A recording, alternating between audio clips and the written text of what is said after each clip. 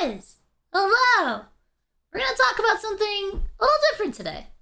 I saw Tectone posted a video that I was pretty interested in. It basically talks about the like trends going on right now in the gacha sphere. Specifically, he looks up Genshin, Honkai Star Rail, Zenless Zone Zero, and Wuthering Waves. I saw him do most of this live, so I do kind of know what he talks about in this, and I just found it interesting. And I thought I'd share it with chat and YouTube. Anyways, let's get into it. What's going on, YouTube? So, a couple of people in my chat were wondering, how is Wuthering Waves doing? How is Zenless Zone Zero doing? How is Honkai Star Rail doing? I was wondering, how are you doing, in the state of How are you doing? 2025? And I just kind of wanted to go over some projected analytics of general interest amongst the community on the internet, depending on the region. Yes, there's a lot of addendums, there's a lot of classifications for how this information is to be perceived. Do not worry about how well your game is or is not doing according to general interest. It really doesn't matter too much. The only thing that matters is how much you are enjoying the game. So True. I wanted to go over this. Absolutely. 100% true. At the end of the day, it doesn't really matter too much. As long as the game's not EOSing, you can keep enjoying playing it. Doesn't matter what other people think. Just enjoy the game. Look at some raw statistical data, and let's talk about it a little bit. So, there's 4 games that I always like to talk about, and maybe we'll splash in a couple other ones if chat really wants to see it. But we're going to be talking about Google Trends today. Yes, very fun, very cool. And we're going to see how Wuthering Waves is doing. We're going to talk about how Zenless Zone Zero is doing, how Honkai Star Rail is doing, and how Genshin Impact is doing. Now, I would like to really break down the statistical data and what it looks like, but just to get us started, How's the volume? Let's go ahead and pull up some information. Good, right? Okay, great. So what these lines will indicate are going to be the raw statistical data of general interest on the internet on these video games. Yes, the video game tag is tagged right there. That way we know the proper label is being talked about. Okay, Perfect. so what this means is, are people talking about your game? The green line will be Wuthering Waves. You The tell yellow me. line will be Zenless Zone Zero. The red line will be something that Techie, one I piece thought of you were crew gonna be have the top to left. overcome. Then you have the blue line, which is Genshin Impact. Hold Okay? on. I want to go ahead and check something real quick, and I want to. So what this means is, are people talking about your game? The green line will be Wuthering Waves. The yellow line will be Zenless Zone Zero. The red line will be something that one piece in the crew have to overcome. Then you have the blue line, which is Genshin Impact. Okay, so this is United States over the past day. Now, I would like to start off with worldwide first. However, I am of the firm advocacy that I don't really give a fuck what's going on worldwide. I only give a fuck about what's going on in America. How? Yeah, that makes sense. As a content creator, that's all that really matters for him. Like, you know, I'll kind of like most Chinese people, like, you know, they're not going to be watching Tectone stuff. And if they are, they're going to be watching it on Bilibili, not his actual post. So it's kind of like, from a content creator standpoint, that makes sense. That's what he cares about. That's what most content creators are going to care about, is how is it doing in America? Like, what are people looking at? Because that's mostly who's going to be consuming the content. Maybe like Europe as well. You know, you get like, especially the time he streams at a time where it kind of overlaps English and EU. So, I mean, NA and EU. So, you might care about that too. But overall, I feel like America makes more sense. However, this is very, very, very interesting. Now, let's talk about why that is. So, during the release of 5.2 Natlan, 5.1 Natlan, we can see here that the interest for Genshin Impact, we're going to talk about the blue line first, the interest for Genshin Impact is going downward, downwards, and downwards. Now, blue line for Genshin Impact is currently blowing the fuck up. Yes, Malvika is fucking killing it, as well as Sitlali for general interest. Now, this is where you guys need to take this with a grain of salt. So what you're seeing here is, you could perceive this as, wow, Genshin Impact is doing very good. However, I would like to say that this day of the controversy, or this day is actually a spike for controversy, meaning that people are currently talking about Genshin. That does not mean they're talking well about Genshin. Genshin, for you guys, in case you don't know, currently blew up for predatory practices in means of Malvika and Sitlali's banner releasing on the same day and ending on the same day before we get the reward in the second half of the patch. Very nice. Okay, so basically, for anyone that doesn't understand why that's bad, Zenless Zone Zero did something similar, but in a good way. So what ZZZ did was they released Miyabi, and I always forget the dude's name, like Haramasha or something like that. They released both of their banners at the same time. So why is that one good and why is Genshin's bad? So the reason why it was good in Zenless Zone Zero is that both banners last the entire time. You get 6 weeks with them, so you don't have to rush to get like both characters in the first half. Now you just have the option of like, hey, I could get Miyabi right away, or like I still have the full 6 weeks to save. Compared to like the normal of like one character goes away after 3 weeks and the other character comes up and then goes away after 3 weeks. Now you have the full 6 weeks. You could save the whole 6 weeks and try and get her at the end, or if you already have enough, you could get her right away. So that's why it's good in ZZZ, especially because the first banner almost always does better than the second banner. That's usually why whenever there's like a hype character like an Archon, they always put him on the first half of the banner, because usually just the first half is when the hype is the biggest and the most people are playing, because it's like the patch just came out, there's more to do. So they try and put the more hype character in the first half. Which Miyabi was like probably the most hype character ever in Zenless Zone Zero. The reason why it's bad in Genshin is they did the same thing where you have both characters banners running at the same time. But now the issue is it only goes 3 weeks. So you're not getting that extra time. It's like if you wanted I don't know the girl's name. The tsundere girl. Not the Archon, the other one. She probably would have been in the second half, because like I said, like usually they want to put the more hype character in the first half, which is going to be the Archon. So if you wanted to get both of them, you kind of had a chance, because you could get the Archon. I don't know how to pronounce her name, and then save for 3 weeks. The character comes out. If you don't get her in those 3 weeks, you still have another 3 weeks of her banner to save. Now all you get is those first initial 3 weeks, and then on top of that, they're not giving all like the rewards until after the banners are already gone. Meaning that like the rewards won't even help you get to it. Like at that point, like the both characters I believe are pretty hype. I don't follow Genshin that much. That means you won't get it until the hype characters are gone. So that's why it's bad in Genshin, but good in ZZZ. Even though on paper it kind of sounds like they're doing the same thing if you don't know what's actually going on. Not good, as well as the narrow mirror situation blowing up. Proof? Okay, I can show you. This is currently timestamped of proof of this, hence by the video of was I wrong about the Genshin Impact content creators? This is obviously talking about the massive controversy that blew up on that day on January 1st and January 2nd about content creators talking about the banner system. The banner system blew up social media, as well as the narrow mirror situation also blowing up and resurfacing once again. So it has been Genshin's been in a very poor spot as far as public perception, PR-wise, has gone. However, there are a lot of people who are also excited about 5.2. So this can be a pros and a cons. If this was good for the game, we will know in about a month. We will see if this this trajectory continues to go upwards or downwards. Currently, it is on a good U pattern. So for Genshin, as far as general interest goes, it is on a good upward trend.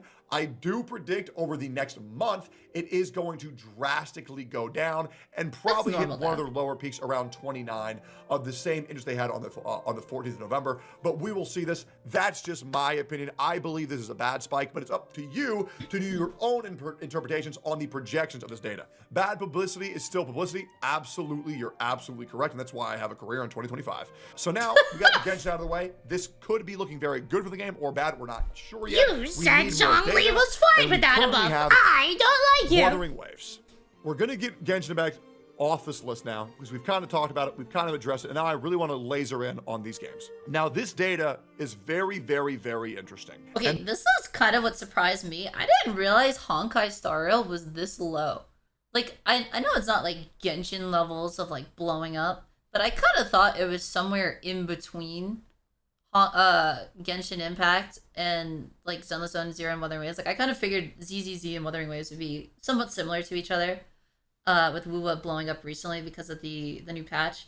But I kind of thought Honkai would be like more up here, somewhere in the middle. So this was really surprising to me, especially with 3.0 right around the corner. I kind of thought it would be a bit higher than this. It's really interesting how quickly it dropped off too. Like, if you look at WuWa's drop, not that much. And it goes back up. This one goes straight down. And I think part of that is because the live stream showed some really cool things in the game. But the live stream itself was kind of not that great. It was okay. But honestly, there was like a bunch of little things that kind of just like hampered the experience. Like, like obviously like the devs don't know English, so you can't fault them for that. But what you can kind of fault them for is like the subtitles were all white, and a lot of the background like going on between the subtitles was either white or like a very bright color. It made it very hard to actually read while you were like listening to um the live stream. And I felt like the live stream didn't really have a lot to show you. They were just kind of telling you things, and there wasn't a lot to actually see. So on top of like not having too many cinematics, the fact that they were talking to you so much and you couldn't even read half of it because like the subtitles kept blending in with the background, it wasn't the most enjoyable live stream to watch. Even though like the game itself did look cool from what they showed. And the reason why this is because Wuthering Waves spiked, and it spiked hard, guys. It spiked hard, overtaking Zenless Zone Zero and Honkai Star Rail dominantly. Now, I predicted it was going to drop off and continue to drop off fairly significantly afterwards. However, it's not doing that. It fell off, but then it respiked. And this is what I mean. If you look at the previous data spike for Genshin Impact, it's going to spike up and it's going to go down. And it's going to go down hard. But seeing it spike up, go down, then go back up, this is why all publicity is good publicity. However, good publicity is really good publicity. This shows that people have seen the new product, they gave it a shot, it was reconfirmed to be what people wanted it to be, and now it's respiking again. I have to say, 2.0 has been incredible. It's like, I really enjoyed 1.0, right? Like, I feel like I was one of the people in 1.0 that didn't have too many complaints. I think my biggest complaints for Wuthering Waves has been the only, like, really repeatable endgame, it feels like, is Tower of Adversity, which is basically just a glorified Spiral Abyss. And then, like, it's, like, the holograms, which is my favorite part of the game. I adore holograms. I think they're so fun. The issue with them is you do them once, and then they're gone. Well, they're not gone, but there's no reason to do them again. You don't get any rewards. Like, you know, if you're sweat, you want to just, like, show off, like, oh, I can do this, like, blindfolded, no UI, while playing the piano, and, upside down, with Chixie only. Like, dude, who cares? So it's like, I don't know. It feels like one of the best things in the entire game, which I think a lot of people agree on, that they really like the holograms. There's no reason to do them more than once you complete them. That was my one big complaint. And the other one, it just felt like there wasn't, like, I wanted to play, but I didn't have a reason to play.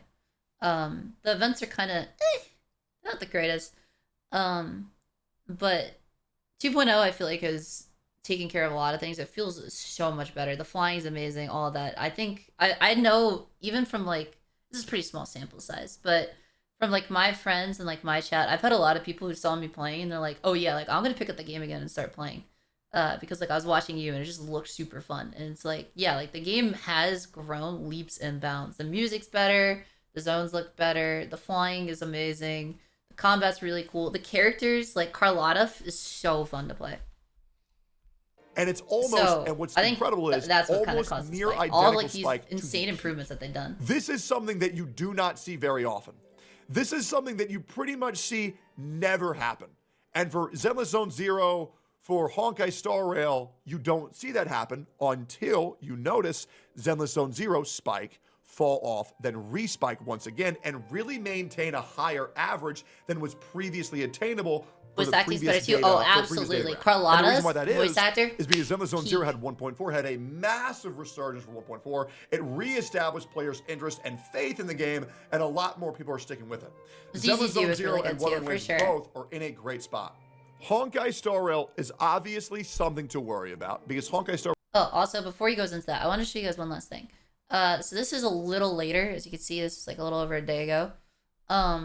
So it has gone back down, which is normal. Like, you know, when the game first comes out, it's going to spike up. It's normal for it to go back down. Even if it does well, like, it's going to go back down, just how it works. But we're only a couple hours into it, but so far we can see it's actually spiking back up a bit, which is, it's nice to see. Like, the 2.0 has been really good. I feel like we're going to see like a resurgence of a lot of people that were playing the game coming back, and a lot of people that never gave the game a shot in the first place trying it out too. Star Rail previously was a lot larger and would dumpster Wuthering Waves and would dumpster Zenless Zone Zero. It's currently on a negative trajectory, but we need to see how Enforce instills faith or does not instill faith amongst their players. Here's what I want to say. Wuthering Waves has experienced something astronomical to where the faith in the players and the devs have pretty much never seen anything like this spike the devs? fall Goated. and resurge of this calendar. We have not seen this in all of Wuthering Waves. You can tell this by the previous patch as well. Spike, fall off, nobody gives a shit, right?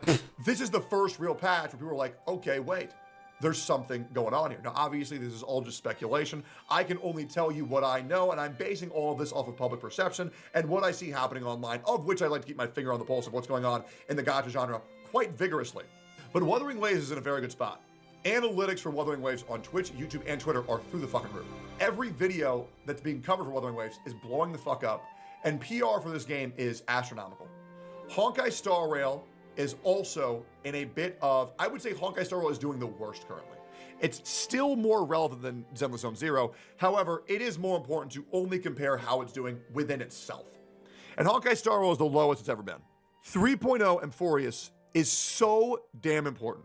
And I can honestly say with 100% assurance that I have no idea what the fuck is going to go on. I am so scared for 3.0's launch, it's actually nuts. I really want to trust the devs, but I'm really worried that the game is going to continue to fall victim to power creep, bullet sponge boss fights, and yapping. Okay, so to talk about the power creep and bullet sponges, I just did the new MOCA just came out, and I tried to do it without using like any of my best characters. Chat kind of funded an E6 Acheron, so I just avoided using Acheron. Chat kind of funded an E2 Firefly. I avoided using that. I tried to clear MOC 12 with Jingliu. To be honest, couldn't do it. My Jingliu is kind of ass though. I haven't really built her that well, but I did do both sides with DPS Lingsha. And Lingsha was able to clear both sides in 3 cycles. And then on top of that, I also went back and did it with a dot team for the top side and then Lingsha for the bottom side. And I was able to clear it in, I think it took me 7 or 8 cycles total. So it definitely felt tanky. Like Svarog with the dot team. Now, granted, my dot team didn't have Ruanmei. Keep that in mind. I kind of had to cope and put Robin in because Ruanmei was with my Lingsha. Dot team kind of struggled a bit. Like they weren't worried about dying, but it did take them like 5 cycles to get it done, even with the little piggies that you could focus on. So the power creep, like the bullet sponginess, is noticeable, but I don't really think it's as bad as people say. If you've been playing for a while, like if you've been playing consistently for a bit. And you don't really wail, like you only have like E0 S1, E1 S1 characters, but you've been playing and you've been farming pretty consistently, I think you'll be completely fine. I think it becomes an issue for new people trying to get in, of kind of like, at this point, there's very set in stone teams. Like, what makes Super Break so great is like my Ruanmei literally auto attacks for like 300,000 damage in that team comp sometimes. And then it's like my healer. I've had Lingsha hit for 1,000,000 DPS before, or 1,000,000, not DPS, 1,000,000 damage in one shot. But it's kind of like you need this full team. So I think that's where people are really gonna struggle. Is like you have all these banners coming out, which overall I actually think is a good thing. It kind of, if you have the patience, you could wait. And it means that you know that like the character's gonna come back faster. I feel like overall it actually helps with FOMO more than hurts it. But I know that's an argument for another day. I've seen some of the arguments about that. We'll just leave that out for now. But yeah, I think for now the big thing's gonna be new players trying to get in are kind of gonna be forced. Like you're gonna have to pull Herda if you're a new player, or like a returning player that hasn't played since like the 1.x whatever. You're gonna have to pull like Herda. You're gonna have to pull Aglia or whatever if you're gonna want to really keep up at this point, because if you don't have like that full Super Break team, you're going to be struggling a bit. But like I said, I think as an FTP even that's been keeping up with the game, I think you should be completely fine. Story quest. But I'm hoping, because I love Honkai Star Rail, I'm hoping that they get their shit together for 3.0 and really deliver a good product. I will probably make a follow-up video on the analytics on that as soon as I can. Zenless Zone Zero has done a great job as well of reestablishing player interest and player faith. These graphs are very good for ZZZ and WuWa. For Genshin, it's a wait and see. For Honkai Star Rail, it's a wait and see. But for right now, things are really up in the air. I would bet Star Rail's money scary because they didn't show enough on the live now stream. Wuthering Waves is going to fall off in interest. But the really important metric that he was kind of right. It did fall off, but it's kind of trajectory of going back up so far, which is pog. Let's go. But yeah, it's definitely gonna fall off. That's just how it goes. You know, new thing comes out, it's gonna jump up and then slowly go back down. But the fact that it's fighting its way back up still, like, it's gonna eventually fall. But the fact that it's fighting to stay up here is really big. I want to go over. It means that it's going really well. People are actually enjoying it. I don't care. Full disclosure, I don't really care what's going on in Japan and China. I don't care. The only place I care about is the good old United States of America, because that's where I'm from, and that's where 70% of my audience is from. Let's say how it's doing in the US. It's pretty much fucking identical. ZZZ really, really doing a great job of not having any 1.4 was really good. They've done a lot of good stuff for the game. Immediate action. Wuthering Waves' spike is also fucking nuts. I want to get rid of Genshin Impact here. Genshin Impact is also doing great in the US. I think WuWa over the course of 2.0 will look a lot like ZZZ. Like this is what a good patch looks like, where it's like you have the huge initial spike because it's a good patch, then it falls off because like it's always the first day that's the biggest, but then it kind of like it like spikes up a little, goes down, spikes up a little, goes down, but it's not like whoop whoop whoop, you know, like the blue one. It kind of like slowly goes down. It looks more like a gradual hill. This is very. That means you're having a really good patch. Also shows that Honkai Star Rail is doing far better in the US than it's doing in global. This is very interesting. This is very, very, very interesting. This is a spike for WuWa unlike anything we've ever seen. I want to go ahead and check something real quick, and I want to compare WuWa just to WuWa. Past year. Damn. So this was the initial spike, and this is normal for every game. This is the spike on launch. This is the fall off 2 months after. This is a pure trajectory up. No other patch has ever re-interested the player base than 2.0 has. This is fucking enormous. 2.0 is insanely good. It's well deserved, for sure. I don't. Like, I don't think this is a temporary thing. I think it'll continue this way for a while. 1.4 really did some good work. This is the curve that I'm predicting that ZZZ will have in about a month or two. Damn. Gaming right now, gacha right now is really, really, really fucking hot. It is. Let's check Genshin. Yeah. Wow. Let's get rid of Zenless Zone Zero, and let's get rid of Wuthering Waves. It does look like Natlin once again is the lowest point for Genshin Impact ever. Is Natlin really that bad? I haven't played Genshin Impact since basically the Chasm. Natlin is the lowest it's ever been. I pulled like in Genshin's lifespan. Navia. It's hitting a spike right now, but I'm going to predict the next 2 months we're going to hit a new rock bottom for Genshin. I do. I believe really that too, for sure. Honkai Star Rail. People don't seem that happy from what I've heard. Is also the lowest it's ever been since launch. Damn. Once again, I would like to restate that all of this is just merely projections on general interest. It doesn't really mean too much, but I do find it compelling enough to talk about and also gauge public interest of the public, as well as what's very important to me, my community. Guys, how are you feeling about Genshin? How are you feeling about Honkai Star Rail? How are you feeling about Zenless? How are you feeling about WuWa? Leave me a comment on this video, giving all of them your ratings out of 10. I would love to know what you guys think, and leave me as much feedback on why you feel like each game deserved that number. Okay. A little bit of homework. Hope you enjoyed. How do you feel about future games? Let's talk about it. Appreciate you guys. Thank you for liking, commenting, subscribing, and hitting the bell for all notifications, and I'll see you all next time. Peace. Okay. I think the reason why, I don't want to speak for him, but I think the reason why he said he's a little scared for Star Rail and why he has no idea how it's going to go is because of the live stream. The live stream showed some cool things, but it, like, I don't know, like, Pentaconey felt like a whole event. Like, Pentaconey, when they did that live stream, I remember thinking to myself, like, damn, like, I wish I was there right now. Like, that stage looks so cool. All the presentation stuff they're doing, this all looks so cool. I feel like this time around it felt kind of like the stuff they did try to do felt kind of corny, like them riding on like the dinosaur and Doe getting stepped on. It was kind of like, eh. Um, and they didn't really feel like they had a lot to show. Like it was mostly just them talking and a lot less cinematics, which for a huge patch like 3.0, I think that's really important because like Penacony was amazing. I loved Penacony, but Penacony still definitely had its issues with like too much yapping, too much bloat, especially in like what was it 2.2? 2.2 carried on for freaking forever that story.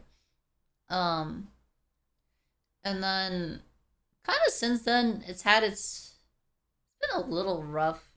2.4 I didn't really enjoy. 2.5 was pretty good. Uh, I enjoyed the wrap up of the story on the Genjo Lofu. 2.6, the Monkey Quest. I know a lot of people hated it. I didn't mind it. I thought it had its funny moments.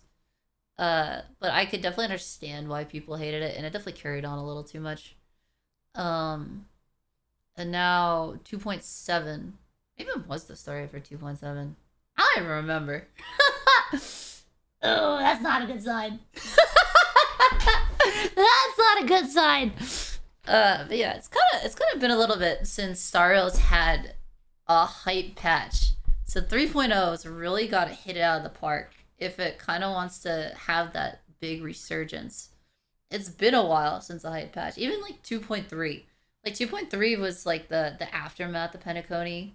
Some people want to maybe call it like the ending. I think most people would say 2.2 is the ending. 2.3 was kind of just like you're like feels good, like oh we saved Firefly, yippee! Even 2.3 kind of felt a little bit of a letdown. I actually didn't like 2.3 that much. So I feel like the last like insane patch was 2.2, which one was 2.2 like probably 9-10 months ago at this point. I could be completely wrong. Um, but it needs to have like a big patch for it to stay in relevance, and 3.0 is really their big shot at that. And it's a little scary when you don't know too much because the live stream wasn't that hype. I think I was a lot nicer about the live stream than most people. I said I enjoyed it, but I had my issues with it. Some people like even in my chat were kind of like that sucks. Like my hype actually went down watching this live stream. Which that's a bummer to hear. Because I know some of the people in my chat that were saying that have been playing Star Rail basically since the beginning. So to hear even them be like, yeah, my hype's going down watching this live stream, it's like, ooh, that's not a good sign. Um, anyways, overall, I think WuWa, I think it's gonna look very similar to ZZZ. ZZZ did a really good job in 1.4. They got rid of the TVs. They've been adding all this endgame. They've been making great changes to the game. They put a lot of effort into this game. I think WuWa will have a similar course. I think what's going to be very important, I let them off the hook this time because it was 2.0, and I think it's more important to focus on the exploration and the story for 2.0. But for 2.1, I really want to see more endgame. I feel like this game was kind of advertised as like the endgame, like combat focused, like gacha, and to me it doesn't really feel that way. I know some people might disagree with me on this, but I know some people like Tower of Adversity, and some people even say they like it more than holograms. I'm not a big fan of Tower of Adversity. I don't like I used to play World of Warcraft. I'm tired of always having to do like a perfect rotation. I like World of Warcraft. You sit there for 3 hours, watch as like the idiots in your raid died as you just did your DPS rotation, just like mapped out in your head, just over and over and over. I don't want to do that in Wuthering Waves. I like the Elden Ring style. Like here's a big ass boss. Good luck. Like I like that way more, which is the holograms. The holograms do that, but there's no reason to do it more than once. So I really want to see more repeatable endgame besides just Tower of Adversity. That's my big hope, and I think that will help continue this upwards trend for Wuthering Waves in 2.1 in the future. Anyways, boys, let me know what you think in the comments, and I'll see you guys next time. Bye bye!